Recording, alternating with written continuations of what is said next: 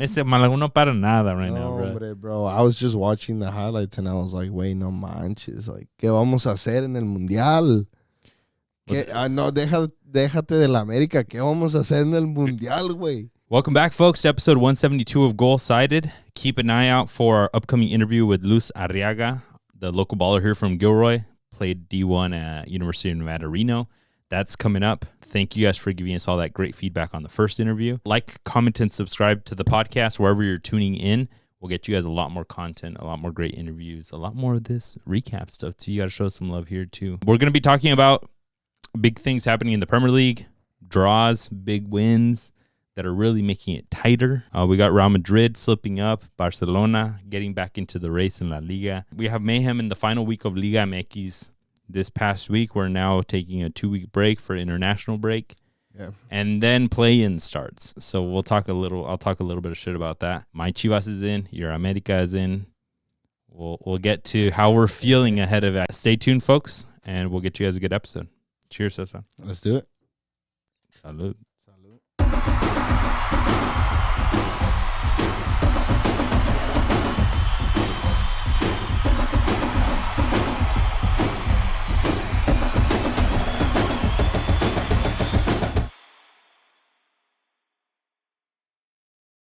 Let's go, mi Cesar. Let's do it. Omar, ¿cómo andas? I'm cansado, man. We've been moving. You've been moving. Apenas llegué ayer en la tarde, we got back.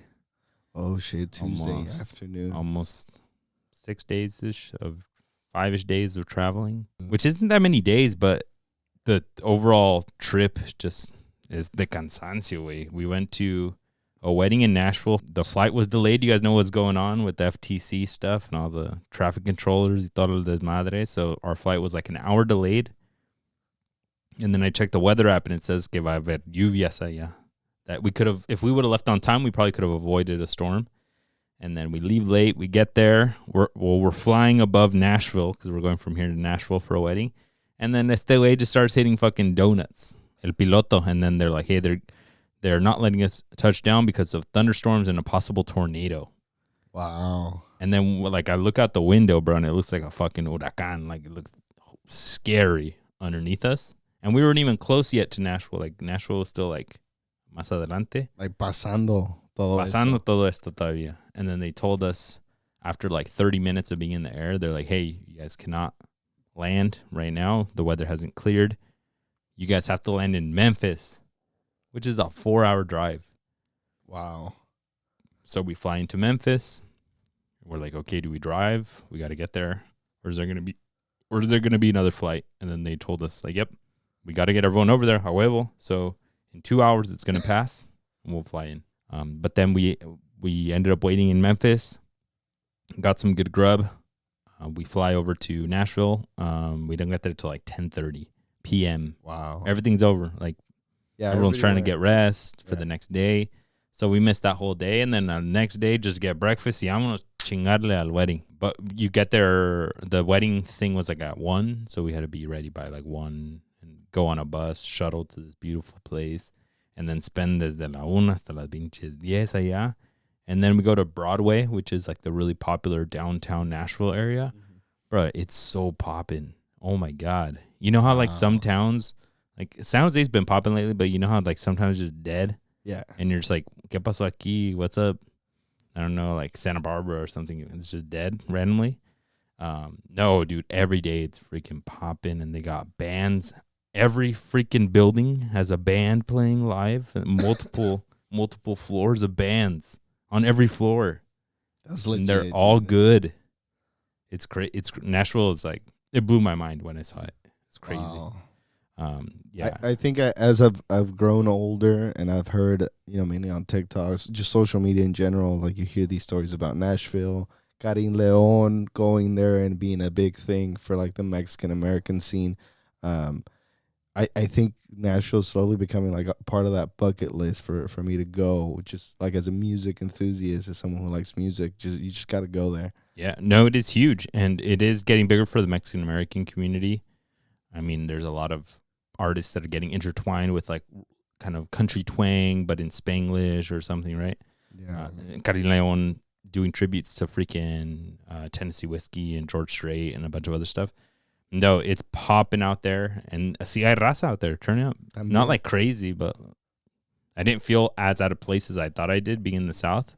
It's a beautiful town. It is so much, and everything around it. They get the fall foliage, the red everywhere. Por el otoño. Yeah. It's gorgeous, man. So yeah, had a little pedita, and then the next morning, un chingadazo. The next day, had to fly out. The next morning to LA for my nieces. We went to Universal Studios. I'd never been. Wow. So then we flew out the following day. De un día al otro warm. We get there warm. The next day, kind of warm. The next day, under 30 degrees. It's crazy in Nashville. It was under 30? That's crazy. Yeah, and then it was going to get like below 30 yesterday, but we were already gone. And then we fly into Burbank to LA, exhausted, bro, after the long days of travel, and then just had some fun at Universal. No, entonces estuvo buena la semana, casi la semana. Fuck, I'm exhausted. I'm tired. I need they say you need a vacation from your vacation sometimes. True. So así es el pedo, man. What I miss has been crazy around here. Okay. No, mean, Bay Area footy, family parties. Eso. Ahí cada quien. Yeah, you guys did. Oh my gosh. Un saludazo. Adriana, su hermana's birthday. Adán también. And Adán's birthday. We had to give him a shout. We can't, no podían faltar. Y pues el footy, de lo demás. Vopeda. Algo que por la razón porque todavía no me alivio todavía el sabadito, pues it was a longer night. Más bien, un tequilita. That's dope, bro. But yeah, folks, welcome back to episode 172. Like we said, a whole bunch to get into. We'll start it right off with the Premier League over the weekend. I'll be a little bit humble, and we will not start with my Arsenal because the bigger game overall was Manchester City versus Liverpool. Manchester City ended up winning 3-0. A dominant display, especially in the first half, in my opinion. A lot of controversy at the very beginning. I wake up, people are complaining that que no era penal. It was a foul for Doku coming into the box. I didn't think Haaland missed, right? Yeah, and then Haaland went and missed it. Some good justice there. I didn't think it was a penalty. Yeah. It even went to VAR, and they found that it was. They said yes, penalty, and I was like, you can watch it in slow motion, bro. Who was the ref? A ver, a lo mejor fue el mismo Michael Oliver. Que la caga. No, I mean, yeah, I didn't think it was. I thought it was a soft penalty, and I think that Discord chat was going wild as well, saying how is that even a penalty? But I mean, it's just. Again, we're back at the same question, like, ¿qué se marca? ¿Qué es penal? ¿Qué es a handball? Like, all of these things, or when a player stands in front of the goalie, like, what is an offsides? It's like all these lines are getting a bit blurred. But, I mean, I think overall, as we'll talk about it, just the way that the game unfolded is ganó el justo, el equipo que ganó fue justo ganador. Fue justo ganador, and thankfully this wasn't a big correct. A big piece to it. If they would have won 1-0 City and Haaland would have made this penalty, that would have been really ugly. Yeah. It would have been great for me as Liverpool just go lower and lower. But it would have been gnarly for the overall sport. But like you said, justice was served in the penalty, but then also just by who was playing better. Erling Haaland, 13 minutes later, 15 minutes later, gets his goal. And pretty easy. I mean, like at that point, City's on cruise control. They're controlling the game. They're getting amazing performances from so many different players now. Yeah. O'Reilly's auto parts. Ese güey andaba volando. Nah. Like their wing backs are running like crazy everywhere. Like I right now, City, everyone's just firing on all cylinders, and it's the same guys that we've criticized them from last season. That they're like, Ruben Diaz, why aren't you better? Yeah. Bernardo Silva, what happened to you? And they're playing lights out right now. Yeah, even the right back, like Nunez. Yeah. Mateus Nunez, who came in as a center mid, it kind of like under the radar. From Wolves. Yeah, it was a budget play too. Yeah, otro Portugués. But he's grown into the team, and not only into the team, but also as a right back. Mm-hmm. Like being really solid defensively, helping out offensively. A lo mejor no es that flashy right back que we were used to maybe in the Kyle Walker in his prime. Pero this team is balanced. It's good. Está trabajado. Pep is kind of like reinventing himself, and I think this is one of those games where like Onde dices, okay, well, Pep is not like dead, or Manchester City is not like a team that's just there and just competing just because they've had this dynasty, but it's still like pushing maybe a weaker Liverpool. I'll give you that, but I mean this city, you can tell que ahorita anda con todo. No, for sure. And going into even more names of players that have been disappointing lately that are all of a sudden killing it. Phil Foden has been balling out. I think he scored 2 in Champions League last week, doing really well. And then you add in Donnarumma at the back, which just makes it so much more secure. The back line just looks so much more confident, which I don't know how you can get any more confident from like an Ederson. Yeah. But they're figuring out a way to do that. Nico Gonzalez in the middle is like cayó como anillo al dedo. Like, they're just getting the best out of all their players. And like you mentioned, last year we were joking that Pep looked washed or that he was out the door already. He's telling us here that I'm definitely not, which is pretty epic to say about him, what they got third place last year. To be able to say like, oh, I got third place and you're calling me washed is pretty epic. Yeah. He's won, 4 out of the last 5 Premier Leagues. And the one year that they get third place, everyone's like, oh, going all crazy and stuff. And he's just like, no, cálmense, cabrones, we're still here. Yeah, he just kept working. I mean, you can, like I said, Doku last season was so hot and cold. Even this season, he's hot and cold to the point where, like, I don't want to necessarily put him on my FPL because no sé lo que me va a dar. But, I mean, this game, he's just showing that he does have it in him now. He just has to stay consistent because if they have this explosive just left winger that can produce fouls in the box or hit his own plays or give a pass or connect with Foden, like, he's going to be unstoppable. Like, who's going to stop him, right? Name a right back from any other team that can potentially stop him. So, yeah, exciting to see the City. If you're a City fan, you're like pushing to play Arsenal ahorita cuando están en caliente para ganarles and close up the gap. And for Liverpool on the other side, like, no sé qué va a ser de ellos. It's tough for them. They just need to keep winning the games that they can, in all honesty, to try to stay up there. Right now, they're at 18, 8 from Arsenal, which is still close enough as needed, right? Like, you're still okay. You just got to keep chugging along with the games that you can. And then at a certain point, your players have to wake up. Yeah. The amount of money that you spent, they have to wake up, and they have to get you the results against the Chelseas, against the Tottenhams, against Arsenal, because you paid that much money for them, right? So I think that's what they're banking on. They are trying to go back to that Soboslai, McAllister, Gravenberch middle, which I don't know why, the park. And it didn't work this time. Yeah, I mean, it didn't work this time, but el traer a Wirtz was a huge price tag, and it didn't play out. I know hindsight is 2020, but like what they did, these 3 last season, it should have kept going. Yeah, it should have been a dynasty of midfielders for Liverpool, but 3, 4, 5 seasons into the future. At a certain point, even certain things, lo bueno se acaba. In this case, they have those 3 in the middle. They were there, and then you still add Wirtz in, who se cierra mucho to the middle, so that's even more help. And they still got completely demolished here, right? So at a certain point, hasta whatever you had that worked for you, if you go up against the team that's in the right moment, no te va a servir de todos modos. Yeah. No matter what. So it's true, and maybe we're kind of overlooking like the tactical point of view.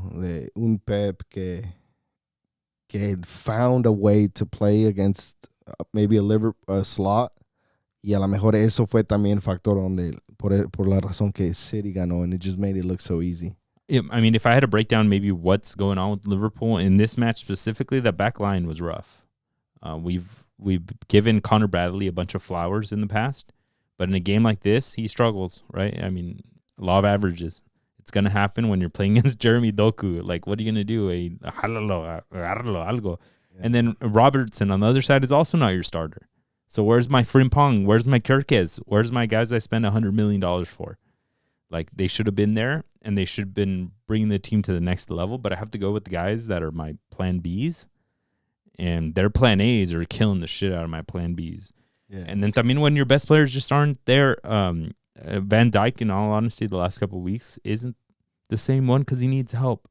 Yeah. Como central, you can only do so much, but he definitely got overpowered here by like a Haaland and the rest of folks. Yeah. Haaland, you're kind of like guaranteed a goal, like every single time. And para la honra, I mean, just trying to save a little bit to work on during the week or something. Van Dijk gets a header goal at the end of the match, and it ends up getting pulled back because Andy Robertson was. Did you see it? He was in the way, and Van Dijk headers it to him, but to the goal, and Andy Robertson ducks, and Donnarumma doesn't reach it, and it goes in, but they marked the offsides on him. Yeah, I'm telling you, like these. In my opinion, there needs to be a little bit of wiggle room. He didn't bother anybody. He was trying to get out of the way. Yeah, I thought that goal should have stood, but maybe it's just the way that the rules are written. And yeah, I mean, there just has to be a bit of common sense. Like you said, ahí se miró que pues ni Superman la iba a agarrar esa. Yeah, but I also don't think it was necessary to be 3-1. 3-0 is perfectly fine, but I mean, yeah, I don't know. That's just a little nitpicky thing of mine. I was like, bro, también no sean culeros. No sean culés. No, for real. Liverpool's down 8 points, like we said. Do we see them? Do they make a comeback? You had them winning it all. I did. I didn't know they were going to crash out this bad. I think they'll adjust. I think they can still be top 4, but it's just going to take patience, and you just can't drop too many points. I think the Premier League no te perdona. So if your B team, like you said, your Robertsons, your Curtis Jones, your Connor Bradley's don't have a decent performance against your Bournemouths, even though they're doing good, against your Fulhams. Like when you play Arsenal, you're okay dropping points, but you just have to beat everybody else, which is hard. Easier said than done because, dude, as Liverpool loses points and other teams are having these surprise fucking matches, they start looking up to teams that are surprisingly very good. Aston Villa just won 4-0 against Bournemouth. And they're getting like Buendia all of a sudden balling out at 28 years old. Matty Cash. I had him in FPL like 2 seasons ago, and he disappointed the shit out of me. But Tottenham's still above them. Sunderland, we'll talk about them in a second, is still way above them. Chelsea is up there all of a sudden. So those are 3 to 4 to 5 to 6 teams that you have to play that you weren't initially having them in your budget as like, they're going to be above me and I have to beat them. Yeah. You thought it was just Arsenal, maybe City, but now all of these teams are gunning to beat. Even United's above them now, finally. Yeah. So it's not going to be an easy way back up to get into the fight. It's going to be very difficult. Just looking at the table, like you see 13th Everton with 15 points and your Liverpool's at 18. So a win away from potentially, moving up 3 or 4 spots. And Liverpool, another loss, your Newcastle's down there too. I know, they got 12 They're points. struggling, but that's a tough matchup. Right, exactly. And they're not even close to where Liverpool's at. So that's just how the Premier League is going to be this season for anybody that's trying to make it up. It's going to be a tight season is what I'm getting to, I guess. Speaking of tight, let's move it to Arsenal versus Sunderland. A 2-2 draw that hurt me right in my freaking soul, in my Nashville soul, because I was over there. I woke up and I saw that and it was disgusting. I don't really know what happened here. I was getting flashbacks of last season, of the previous season as well. I was getting flashbacks of, what is it called? Southampton. Yeah, the Southampton one. And it was 2-2 también. But that one, Arsenal came back and got a draw, right? In this case, les dieron la voltereta a ellos. They're still 6 points. They were supposed to be 6 points clear. They're still 4 points clear, even though City won. But it was giving me really gnarly PTSD, like I was an Army veteran. Arsenal played well, I thought. They have a lot of attacking.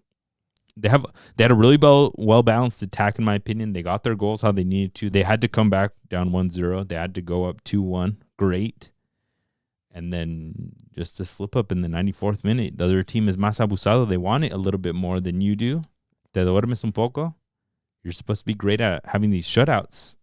That's when you needed it. That's how you win championships, and you don't. The commentator made a point about Trossard, when he scored that golazo, the 2-1, he's like, and that's what you do when you want to win a championship. And I was like, well, also también when la cagas in the back, that's when, like, how you don't. Yeah. That's how you show that you don't necessarily, you're not 100% locked in. Yeah, and I think that's the main point here. You have a Sunderland who is coming from the championship, from the second division, having everything to prove, ¿verdad? Not only do you need to stay up, but you're also playing these star players that you would see on TV. Like, a la mejor te los cruzabas, lo que quieras.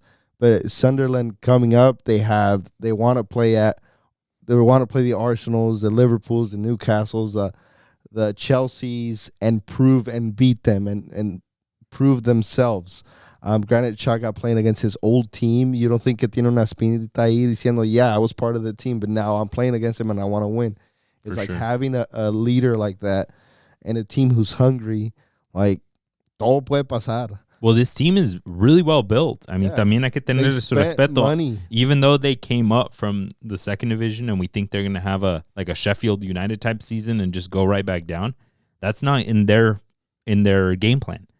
Their game plan isn't even just to survive. Their game plan is to compete. And they're doing the same. So is Leeds and so is freaking and Burnley. They're both not in relegation zone right now, which is beautiful for them. And Sunderland is like, well, we're going to do one better. We spend so much money in the offseason. Even our bench, we have a great striker from PSV, that scored the last goal. Like, we have the firepower to stay as a first division team in the same way that like a Wolves and Nottingham Forest did a couple years back, and now look at them struggling. So I have to give them their kudos, Sunderland, because they're fighting every single match that they're playing. Unfortunately, I think Arsenal needed, like we said, if they're going to win the championship, these are the ones that they needed to have just figured out a way to win. Yeah, do you think they held back a bit? I mean, you had Miles Skelly, you had Hincapié, you had, like, where were these subs? He only made one sub. I mean, I think it I don't know, it's almost a perfect storm, in my opinion. They were figuring out a way to win the game, and then the 94th minute, you give up a wild goal. And the two goals were pretty wild. The first one was like a weird bouncer in the box, and then the center back, who had a fucking amazing game, goes in and just strikes that motherfucker home. And then he has a game-winning, game-saving tackle in the last play. I think Saliba, or I forgot who it was in the box, like cayó el bote on a corner, the Arsenal. He just drives through it to put it away, and this dude just out of nowhere just throws his body entirely and hits him and goes out. He just had one of those epic games, that center back specifically. But Sunderland was finding ways to do it. Throw-ins. Long throw-ins is huge, right? Yeah. Every team is doing long throw-ins right now. Dude. What are we doing? I thought we left that like 20 years ago in the Prem, where it was 1-2, vámonos cabrón a correr. Are we going back to just however you score, no matter what? Maybe Arsenal started a revolution with that, but it was I think a perfect storm. Arsenal had the 2-1, and that usually feels this season like it's in the clear. But that's a lesson to be learned. You need the 3-1. You need the 2-goal advantage. You need that extra wiggle room there, because you're going to get tied up and you're going to have a Southampton type game like that. Yeah. I mean, looking at your two, like Timber and Calafiori, lowest ranked. Well, I mean, center backs are there too. But, I mean, just in general, like Arteta, maybe this is a learning lesson. Like, pon ahí el Hincapié, que was doing really good at Leverkusen, for 20 minutes. And at least he's fresh, ¿verdad? Ponlo a correr y retain the ball and create something going forward, even if you're winning. Yeah. Like, just if you are out the game. And I get nervous like that in Champions League, because they've had some tight games in Champions League, and I'm like, bro, no. Like, it's unfortunately the PTSD that you have when you've had results kind of overturned on you. Échale más al asador. Win a little bit more, like, decisively. También lo que dicen, if you have the ball and you're dominating, you're getting less tired. También. So why make one sub? And you're trying to put the game away. I don't know. All this is hindsight, because they almost won it. Yeah. But they're the things that you have to answer when you've had situations like that. That you you posted on the Discord something about him saying that his tummy hurt or something. Yeah. What the Like, fuck is that? dude, sometimes Arsenal write the memes themselves. Dude, they're so annoying. Arteta himself, not all of Arsenal. I mean, también tú diciendo we're scared in Champions League. We have flashbacks. Me Well, I mean, in recuerda, todos, güey, but we made it to a semifinal, so también no me anden chingando. but what I guess my point is, it's the flashbacks. It's like the back of your head, a little voice saying, "Oh my, what if we don't win it?" It's like, that's what I mean by like that mentality. You need to win a trophy, go on a 10 unbeaten streak to kind of get away from that, because your mind plays those games on you as a player as well. Which is tough because I think a lot of fans were maybe feeling a lot better because of the 3 goals in the season, 0 in Champions League. We're solid. All of a sudden, the back line is the biggest thing. No matter who we put at striker, we score. So you get to that point. The big thing now is the following game, al chingadazo otra vez, and start again. 0 goals for the rest of the season, boys, right? Yep. Okay, vámonos. Because in the next one, si te meten dos, güey, you're going to be like, oh, well, defense is water. Yes. It's a London derby, too. It's against Tottenham. Oh, yeah. But Arsenal gets all the players back, supposedly. Oh, okay. That matchup, we get Odegaard, we get Kai Havertz, possibly Gabriel Jesus, and Madueke. Gabriel Jesus. Que se les olvidó quién es, Honestly, yeah. Que no le tienen respeto. When he was at City, he demolished. When he was at City, when he was healthy at Arsenal, he did great. So también, how many games have you been healthy at Arsenal? No, pero pues también tengan Dios respeto. Mío. If he comes back healthy, pues que venga healthy. One last one that I actually didn't even have in the notes, but Tottenham versus United. That shit happened. It didn't really move the table. They drew. But it did move United above, both United and Tottenham above Liverpool with their loss. But they 3 drew. late goals. Dios mío. Yeah, it was a pretty wild ending. Tottenham looked pretty shit the whole game. Mbeumo won Player of the Month the moment that I dropped him in FPL. The next week, he scored like a brace, and he scored like every or assisted every game. Wait, did you pick him back up? No. Let me go find him. No, por mi. No. In budget. I had him, and I thought it was a wild card. Different player. He has to ball out. No, he scored like 1 goal. No me hizo nada. So I dropped him. And then all of a sudden, he goes off, bro. That pissed me off. He scored again with that bald-ass header. Mm-hmm. It was nice. And then in the second half, it was Tell time. Matisse Tell scored one, and then he puts up he did the corner kick for the second one. Richarlison, another thing I'm going to hate on. We've talked about this. When a striker grazes it, and then they're like, I hate that. I forgot who it was that shot it, Kudus or somebody from Tottenham. They shot it, and then it like, Richarlison tried to get out of the way. He se la desvió with like a freaking fiber of his hair. And then he's like, and takes his shirt off immediately and does a knee slide. Oh, he thought he'd won it. Well, so it was the 2-1. So he thought it was all over. But también probably because he doesn't score much anymore, right? Pobrecito, déjenlo. But I was like, bro, you didn't even wait. Fue de accidente. Yeah. But yeah, thankfully for the rest of us soccer fans, Matías de Ligt gets a beautiful header goal in the 96th minute. He also goes like this too, though. And he did his celebration. Does the ear thing. Yeah, he did that's a little white boy celebration. Yeah. You doubted me. Little preppy celebration. You doubted me. Now who's talking? No, but it was a good match. I mean, especially if you watch the second half. Yeah, it's a proper Premier League match. We'll see. Yeah, and like we said, folks, you guys let us know in the comments what you guys think. I've been seeing so many long throw-ins. Me too. I think Aston Villa is doing it a lot. I think they scored one of the 4 that they scored. I think Nottingham Forest does it too. Arsenal every once in a while does it. I know they have a couple of really long throwers when they were a set piece FC. Now everyone's a piece FC. I mean, whenever you play a league that's so competitive that anything can put you over the edge and win the game, like you need these things. You got to find the little crevices to get. Definitely think Arsenal set the trend though, for sure. And people are just picking it up now. I mean, and they got their own medicine. One of the first goal was long throne. Pero así es la vida. C'est la vie, folks. So. Just a quick note. We might be seeing the end of Wolverhampton in the Premier League. They only have 2 points. Nah.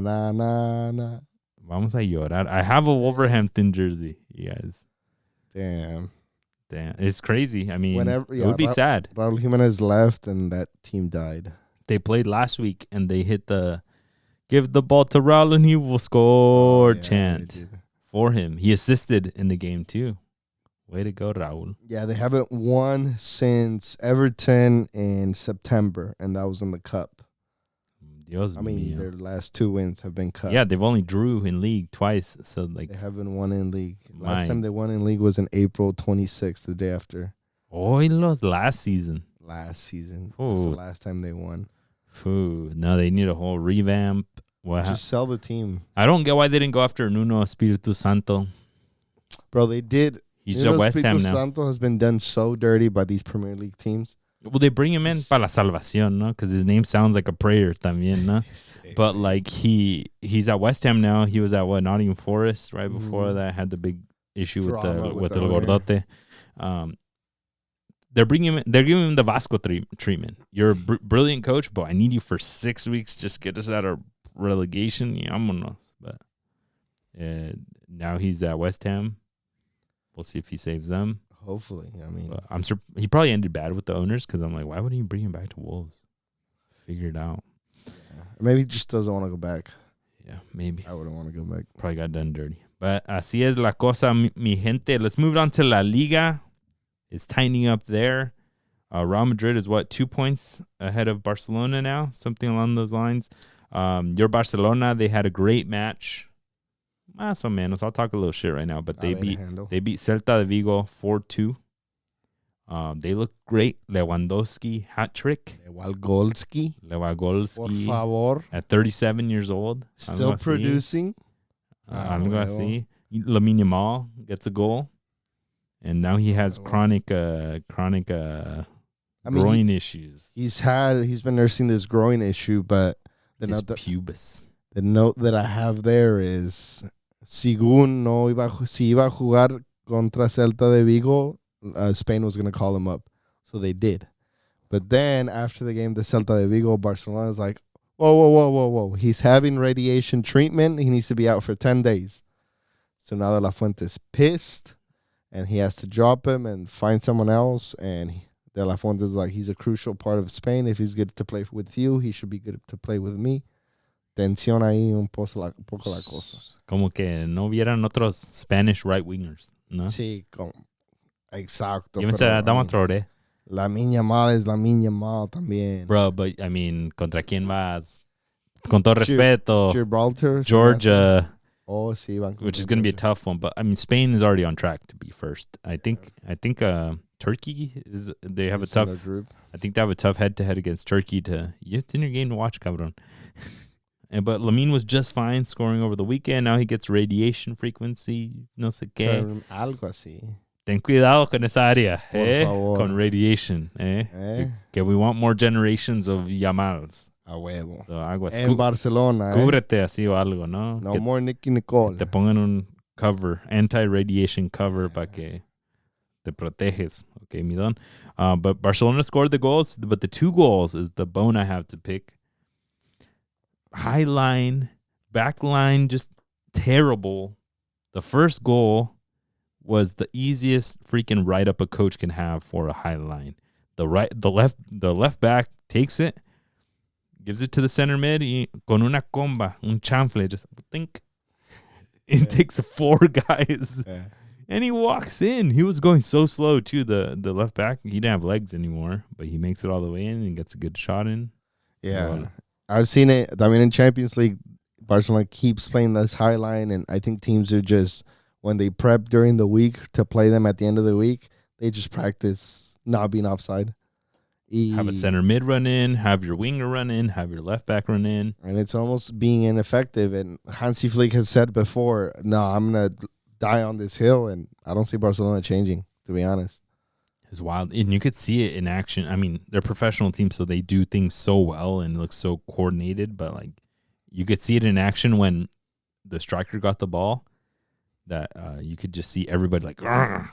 crunch up, and you're just like, ooh, Yeah. wide open right through. And he knew what to do, right? He knew what to do right after.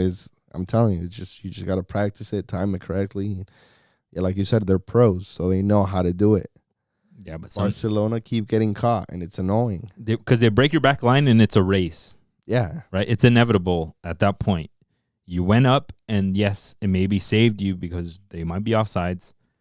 The easiest thing you could do, somebody else just breaks the line, and then that's a defender. You don't have anything. You don't have a sponge. You didn't have the stopper sweeper. You didn't have somebody behind by definition because everyone pushed up.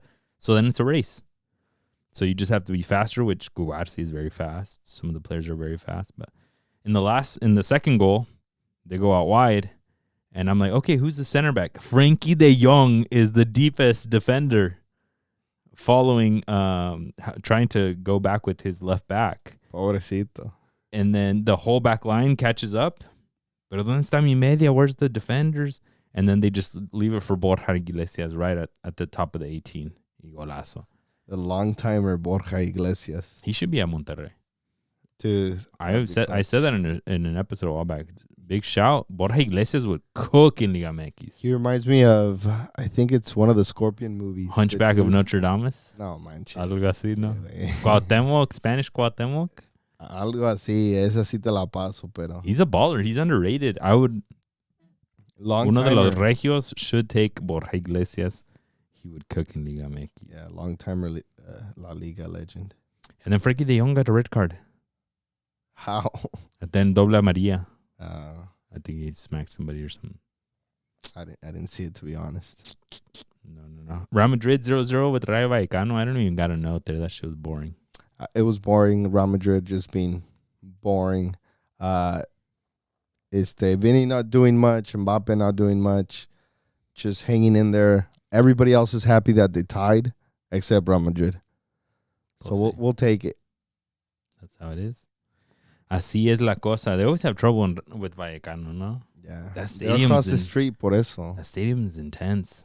Yeah. That's the stadium, the one with the... one side just has an apartment complex. Apartment complex. And now there's just a big tifo that says something like tener respeto or something. And then right behind it is the people watching from their apartments. That is so cool, dude. That's how the Timbers one is. Not really. There's a gym right next to it, and the people are just on their bike, on the workout bike, watching the game. A huevo. I would do it. All right, folks, let's bring it on to the meat and potatoes. La Liga MX, La Gran Liga MX, that is now over. The season is over. We move on to the moneymaker now. We move on to the playoffs, which back in the day, remember they used to do international breaks, and they would say, chingue su madre el international break, and they would keep playing. Yeah. Which La Liga de Argentina does, La Liga de Brazil does. We're in an international break now, and they're still going. For example, Atletico Mineiro and Fortaleza are playing right now. 3-2 Atletico Mineiro. Yeah, all of a sudden, like everyone's they're just playing. So is MLS. MLS doesn't stop. Les vale weenie. Because they stopped for like 6 months though. So. I know. But now Liga MX respects all international breaks, apparently, so that everyone can watch La Selección de Mexico or something. I don't know. El dinero, pues. That's what it is. But we still need 2 play-in games. Dude, there's... So, folks, if you guys remember, I'll give you guys a reminder of the play-in format. The 7 versus the 8, and then the 9 versus the 10. So 7 through 10 still have a chance to make playoffs, unlike a normal season where it's just 1 through 8. But here we have the 7th place versus the 8th place, the 9th versus the 10th. The winner of 7th versus 8th locks in the 7th spot. And then the loser plays the winner of the 9 versus 10, and the winner of that 9 versus 10 has to play another game, that second game against the loser, to try to make it into playoffs. So basically, it's a punishment for being bottom 2. You have to play an additional game. And then that loser of 9 versus 10 just goes home. And that's a yes, acabó. So a whole bunch of complexities. You would think that they would take advantage of this time now so that when we get back from international break, we just get right into playoffs. Yeah. Pero no. They don't start until the Saturday, not this Saturday, the following Saturday. And then we have a whole week of these fake games. And then the following weekend is playoffs. So we have 3 weekends until actual until Chivas and America and Cruz Azul and everyone's actually playing. Yeah, it's so annoying. Just keep it. I mean, if you're gonna take this window, FIFA international window, just make it 1 through 8 y los primeros 8 contra el primero, segundo contra el séptimo, and just go on like that, like we were used to growing up, just nice and simple, ¿verdad? Porque this 9 versus 8, just nobody really watches it, to be honest. We just wait until all the teams come back and they all play. Probably just pointless. Probably just for the money from the local tickets and the beer sales and the sponsors. The handful of Pachuca the fans that see him. For real. Yeah, I mean, it's pointless. And I think the previous seasons when they used to do the bottom 4 do a play-in, los mejores dos, que sería el 7 y 8 pasaran every time. They've been saying for a while now that they're getting rid of it, so we'll see if they ever do. I got a couple notes for the season. Tigres, they snuck their way into second place. We did get Toluca being the top of the season again. Last season, Toluca was top, and then they ended up winning it all. They're trying to go for the bicampeonato. They're going to have to do it this playoffs, possibly without Alexis Vega. We'll see if he can make it back. But they do have one of the 3 campeones de goleo, Paulinho. The other 2 being Joao Pedro, who's already sitting at home on his couch with Atlético San Luis, and then La Gran Hormiga González with Chivas, who are still in it. Cruz Azul, America, and Monterrey getting a couple of losses right before playoffs, so they kind of fall forward into the playoffs. My Chivas, they win 3 in a row, probably the hottest team going into playoffs. Definitely. Which is great for them. The only locked-in matches right now are Chivas against Cruz Azul and your America versus Monterrey. 2 pretty big matchups, not really clásicos, but in the past 15 years or so have been giving us some really epic matches. Yeah, finals, matches, quarterfinals. Monterrey, Tigres, America have been staples in the postseason past few years. Yeah.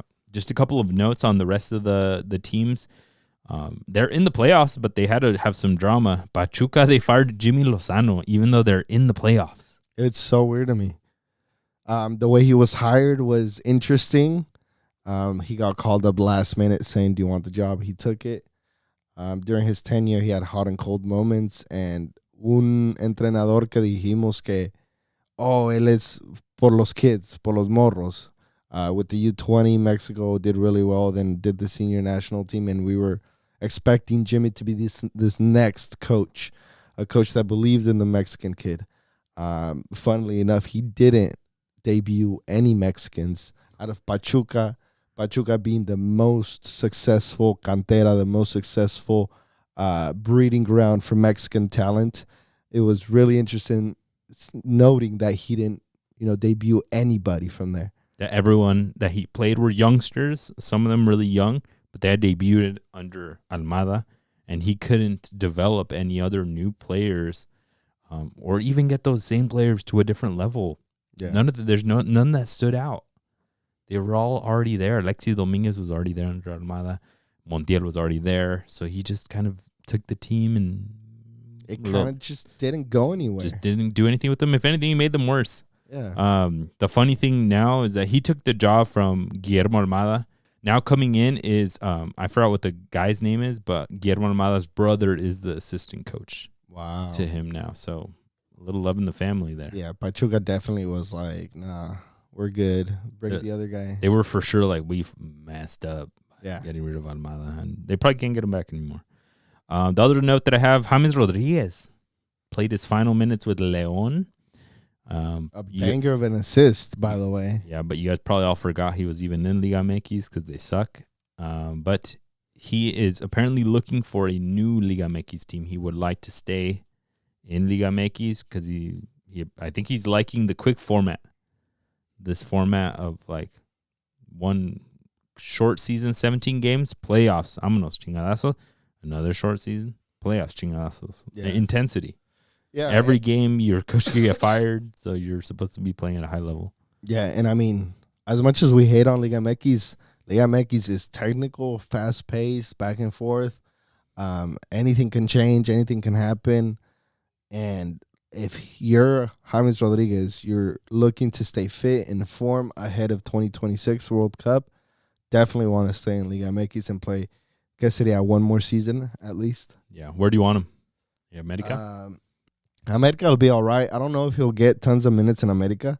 I think he should Como go to que no, papá, es James. Yo te traigo a James y tú lo metes. Y es todo. Pues ahí está. Y así de fácil, cabrón, ¿eh? Yo te traigo a James y lo metes. Ahí está el detalle, right? I don't know if they will. I can see him going to like a Monterrey with all the europeos and saying, ahí mero me gusta Monterrey, la ciudad, los... I mean, he's homies with Sergio Ramos, no? They were there at Real Madrid together. I can see him going there. I could see him going to maybe a Pumas, a Cruz Azul. Keylor Navas connection. Cruz Azul, they don't have a connection there, but Colombians, Titer. Wilertita. Yeah, I mean, any of these three, America's all right, I guess. But I just want a solid player that's going to last us for like 4 or 5 seasons. At America. Yeah. I don't want a quick turnaround path. But the way we'll get into it, but the way that your America is closing off the season, maybe they do need just that, esa revulsivo, un jugador diferente that'll help you that next season, the Quiñones vibe, that'll give you that immediate impact, because the fans aren't going to be super happy if the way that they're finishing the season is how they play the playoffs. Yeah. They ended up losing 2-0 to Toluca. I blame them for giving Paulinho the goleador. To be fair, Paulinho's goal was a banger. Ese Malaguno no para nada right now, bro. I was just watching the highlights and I was like, wait, no manches. Like, ¿qué vamos a hacer en el Mundial? No, déjate de la América. ¿Qué vamos a hacer en el Mundial, güey? Well, we don't got... There's no other option.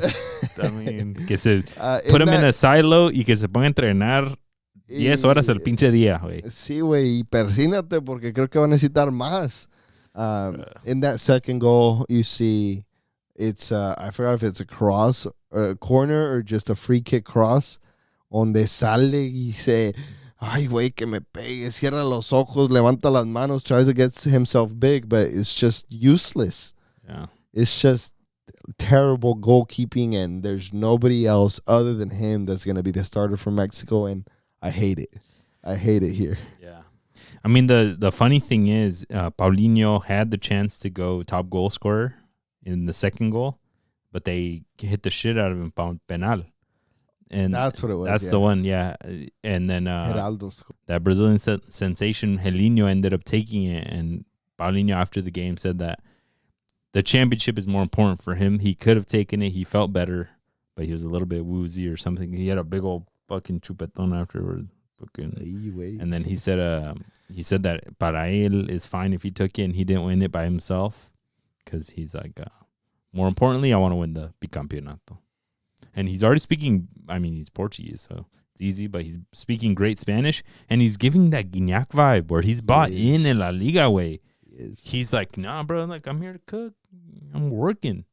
Yeah. And it's sounding great. That's good for Toluca. That's good for Liga MX. That's good for attracting players, Liga MX as a whole, not only playing there and bringing the quality up as much as we hate extranjeros, but we need the Guiñacs. We need these types of players. This podcast wants fewer extranjeros, but higher quality extranjeros. Correct. Bring us, I'm totally fine if every team, including a fucking Puebla and a Querétaro, has a Paulinho type player. But why do you need to bring the fucking Real Betis squad, bro? Yeah, like a random like, I don't like Oliver Torres. I don't think he's that great. Like the biggest one, Martial. What is going on there? Yeah. He is off of the bench and doing terrible for Monterrey. So I think they're just completely whiffed transfers.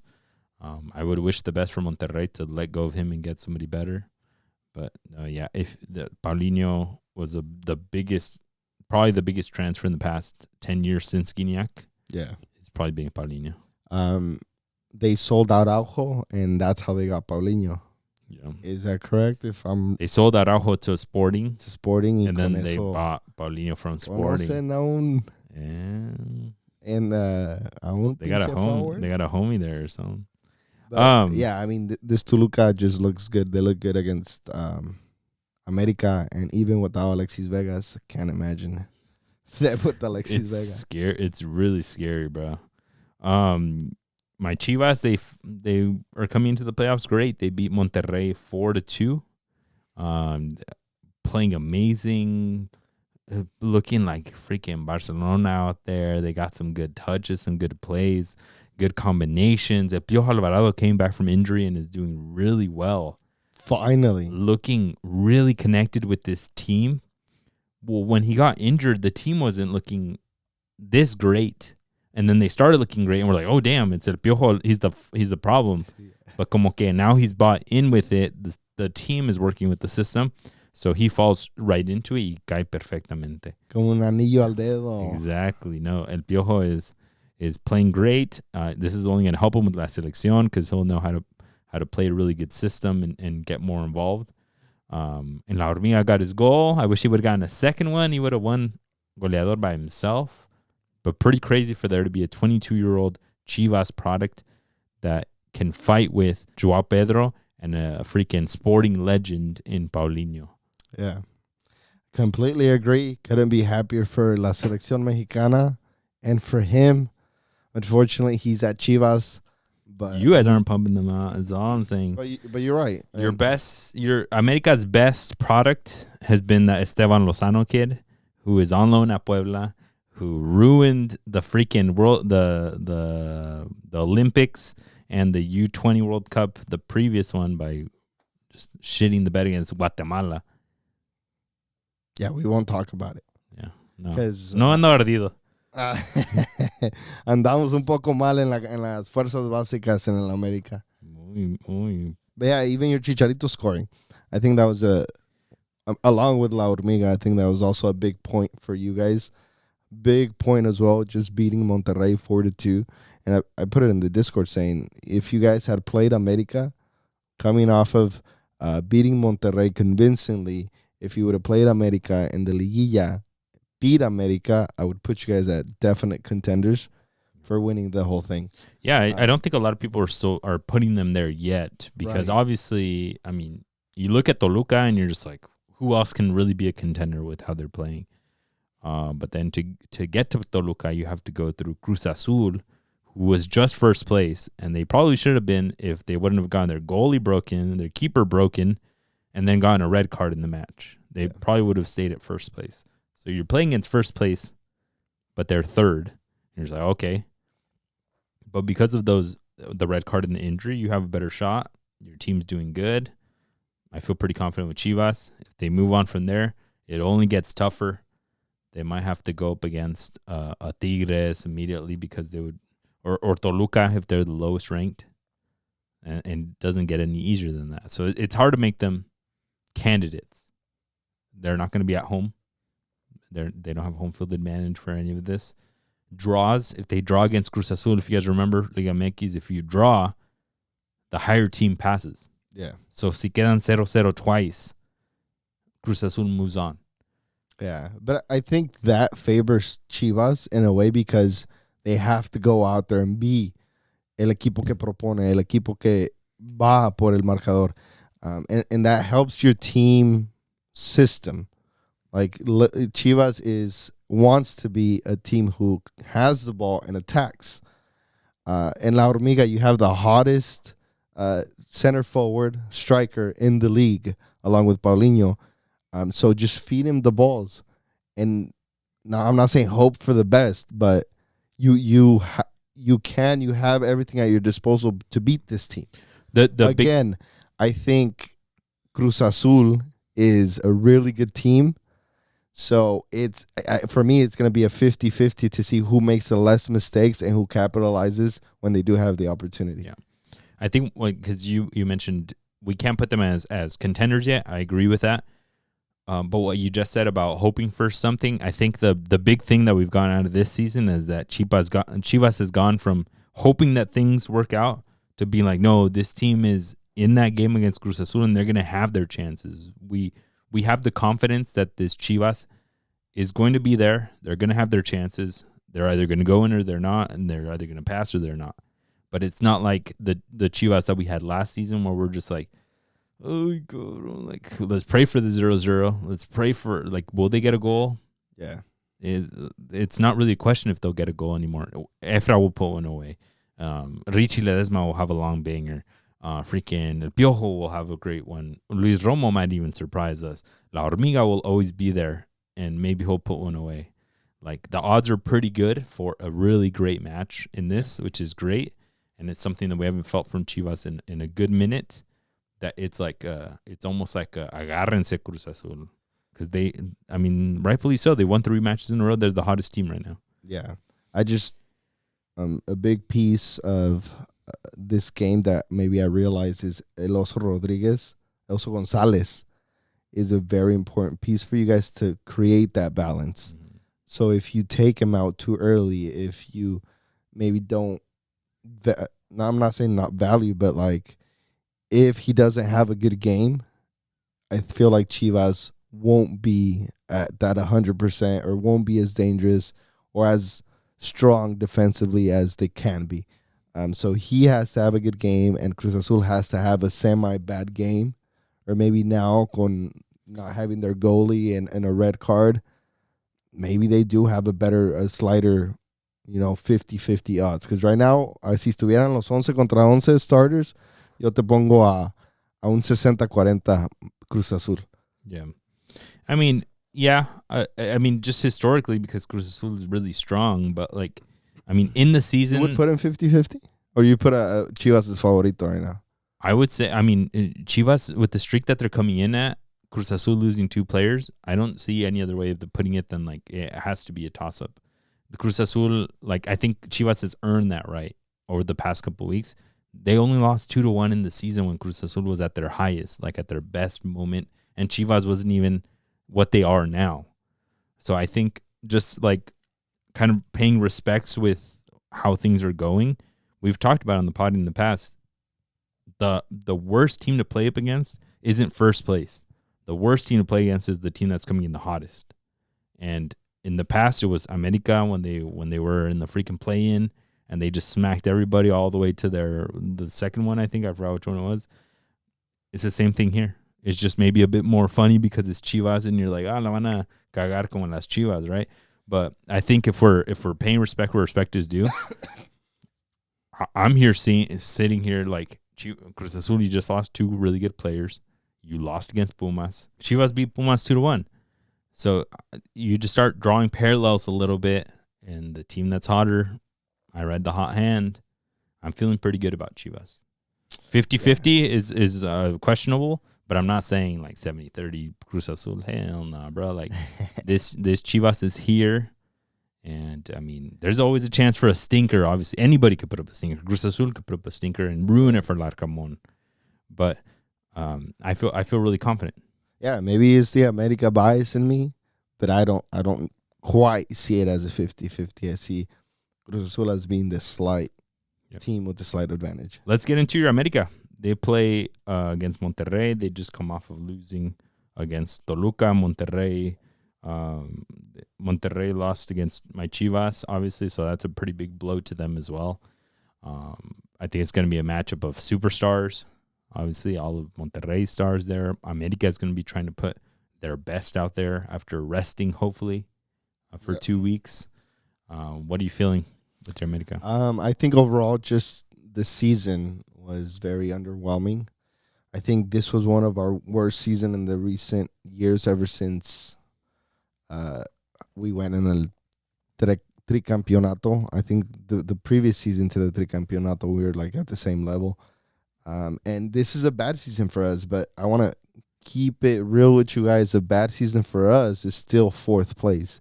It's still 34 points, or it's still 34 points when first place is at 37 points. Mm-hmm. So that's just the expectation of America.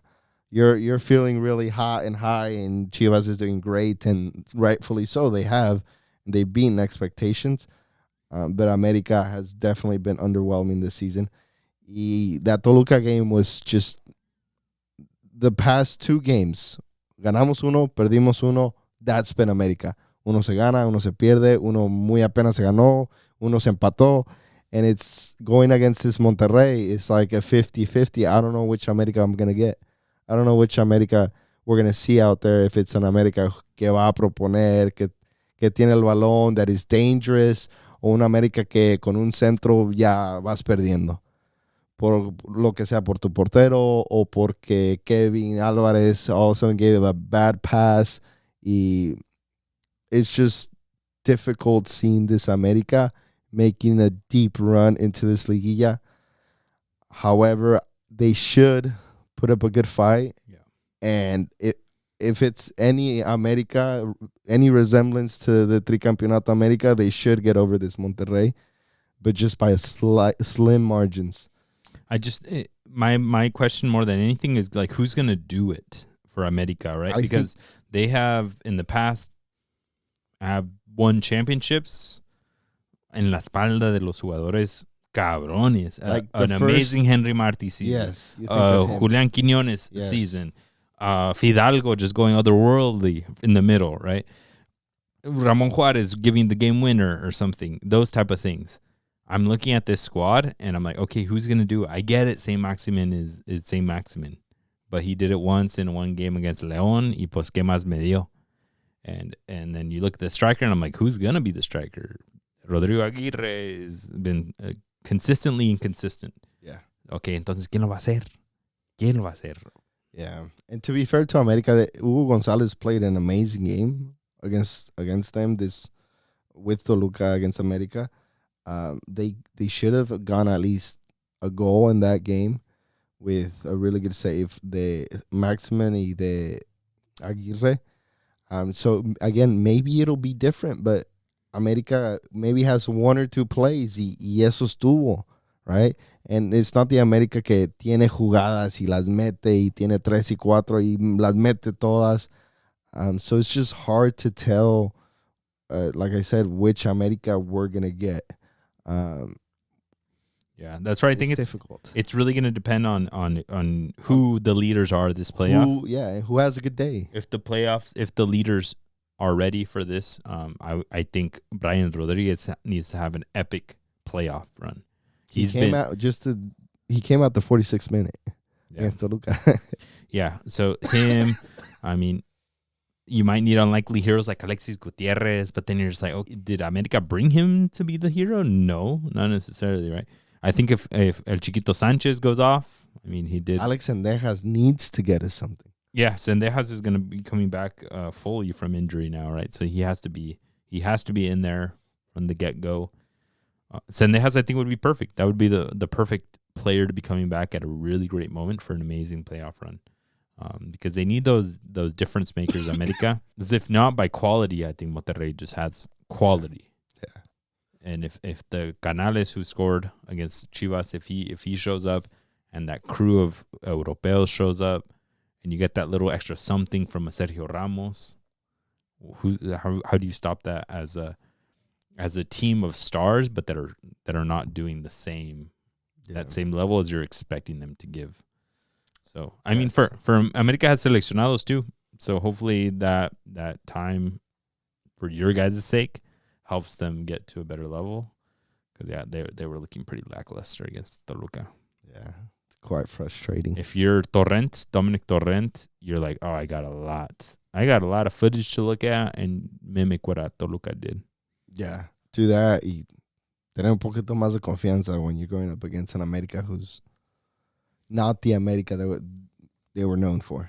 Yeah, this Monterrey, I think you guys get them at a really rough time, because this Monterrey cannot afford more of these blunders, more of these shitty playoff performances. How do you have half of Sevilla, half of Betis, half of the Selección de Mexico from 5 years ago, but you cannot get past quarterfinals? That's not. Yeah, you got Ramos, Salcedo's there. Yeah, Salcedo's coming back now. Guzman. Unfortunately for them, the second match is in Ciudad de Mexico, so you have to get as much as you can out of Monterrey at first. But that city, that stadium specifically deserves some love from Monterrey, from the team, for how much they support. Goddamn. It's probably the tightest match in the Liguilla. Yeah, is it right now? So let's get right into it then. Give me your playoff predictions. Cesar will break it down. Give me who moves on from play-in. That'll give me your top 8. Break down who gets who moves on from quarterfinals into semifinals, who gets into the championship, who wins it all. So starting off with the play-in, Pumas ended the season really well, beating Cruz Azul. What was it, 4-3? And I think, or 3-2. And I think they're the chosen ones to beat Pachuca, then beat Juarez, just riding the hot hand, riding the team who ended the season well, who's breaking players, and they will end up playing against Toluca in the first against 7th or 8th at that point. And then from there, so you got Toluca against Pumas. Then we have Tigres Tijuana, Cruz Azul Chivas, América Monterrey. I have Cruz Azul beating your Chivas. And then I have Tigres beating Tijuana, who's been really cold lately. De Loco Abreu. And then I have América beating Monterrey, just narrowly. Toluca Cruz Azul. I have Toluca beating Cruz Azul. No, it's Toluca América. Oh, Toluca América. Right, because of how they ended. Toluca América, I have Toluca passing through. And then Cruz Azul Tigres, I have Cruz Azul going to the final. And then Toluca Cruz Azul, I have Toluca winning El Bicampeonato. Sheesh. Your América losing in semifinal. That's rough. You have them surviving around, same as I do with my Chivas. I have the same teams making it through play-in. I have Pumas beating Pachuca. Pachuca's having a rough time with their coaches. I have Tijuana beating Juarez. And then I have Juarez going up against Pumas. I have Pumas making it out of that. I think Efrain Juarez has some stuff up the sleeve, and he has a good team. From there, we have our top 8. We would have Toluca against Pumas. We would have Tigres against Tijuana, same as you had. Cruz Azul, Chivas, América Monterrey. I have Toluca moving on versus Pumas. I have Tigres beating Tijuana handily as well. I have my Chivas beating Cruz Azul. I think if they have any matchup that they can win, it's this one here against a struggling Cruz Azul, against a wounded Cruz Azul. And then I have Monterrey beating your América.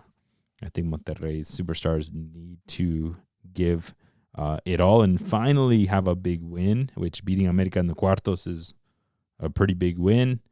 From there, I'll think it'll be pretty short-lived. I have Toluca playing against Chivas. I have Toluca moving on there. I think that's where the end of the road is for Chivas, but a great season to build off of. And then I have a Tigres against Monterrey, a Clásico Regio in the semis. I have Tigres moving on there. I think they're really strong right now. We have a Toluca Tigres final. I also have a bicampeón Toluca. Yeah, I can see Tigres Cruz Azul, just that matchup either or going. If it goes the way you. Yeah. Tigres is just really hot right now. Bruneta's playing otherworldly. Yeah. And they have all of the freaking superstars to name on the bench. Whatever. Marcelo Flores is with the Canada national team. You see that? No, pues, Chelito Flores. Yeah, es canadiense, dice. Hey. Dice, Canada, eh? Just super quick, maybe in the next 5 minutes or so. Mexico plays Uruguay. Ay, ¿cómo nos va a ir? And Mexico is going to play against Paraguay. Ahí más fácil, a little bit nicer. I think it's just going to be tough, man. I don't have too much. I just kind of wanted to acknowledge it that, the last time they played Uruguay was 4-0.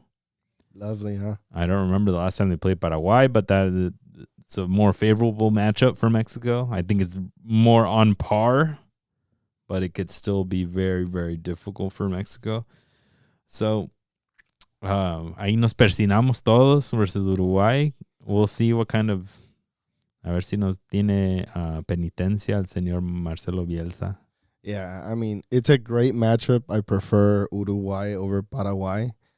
Con todo respeto. Just in terms of preparation for the 26 World Cup. But yeah, I mean, I think we're going to be exhibidos. We're going to be shown that, we're quite not ready. I think Aguirre's taking a few different players to kind of just test out. But we're less than a year away, so it's quite nerve-wracking playing against Uruguay. Yeah. Tan cercas porque no tienes tanto tiempo de ajustar or de find the player who's in form and can help you out. I'm excited for the Obed Vargases, the Gilberto Mora, those fools to get hopefully some minutes there and maybe show us a little bit different, that we won't get smacked 4-0 when we have those kids que dan todo por la camiseta. That would be amazing.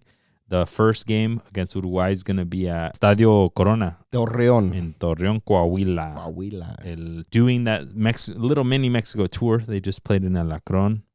Now going to Torreón. They've played in Querétaro recently. I love that. Play more in Mexico, you guys. Because then right after they go play Paraguay in the Alamo Dome in Texas. That's the one where they're showing off the new green jersey. Oh, the presentación. I think so. It's pretty cool. It's pretty cool. I guess I'll pay $160 for the goddamn jersey. I think I saw it in long sleeve, and I didn't love it. No, I think the short sleeve is the move for this one. Yeah. I think for the black one they have, the long sleeve is definitely the move. Yeah. Well, we got a cop, I guess. But I guess we got to go in the studio. Pues ya que, folks. No, but ojalá y no pierdan tan feo. And that's all that we got for you guys. Let's bring it home with some games to watch for you guys. That's how to give me some good ones. Yeah, you got the U.S. against Morocco U17 World Cup going on. It's around the 16s.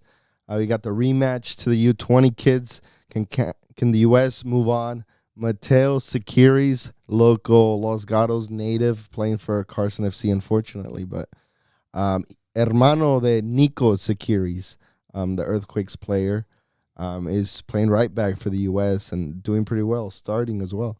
I wonder qué pasó ahí with Carson FC. What the hell? Es que el papá was academy director, pero luego se lo llevó para allá y luego se movió to be the United States assistant coach, U20s. Oh, Yeah, so the dad is heavily involved también. So por eso hay trueques por ahí. Eso. Bueno, dicen. Let's look at these. And I got an earlier one in the week. Tomorrow, Thursday, Portugal versus Ireland. Portugal wins, and they're in. Ireland is still trying to mathematically make it a thing. I want them to be here because I want to see some fun-ass Irish people at the games. Dude, we go to O-Flats. Imagine Irish con Mexicans, las pedotas. We could go to O-Flats y nos echamos todos una peda before the game.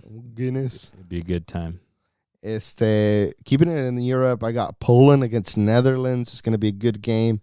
Poland needing 3 points to fight with Netherlands. They would be tied at that point. And they have Lewandowski, who just scored a brace or a hattie. He just scored a hattie for Barcelona. So keep an eye out for that. And, Netherlands is always a tough game. So should be a good one. Let's go. Mexico versus Uruguay, like we just said. You guys got to tune in there.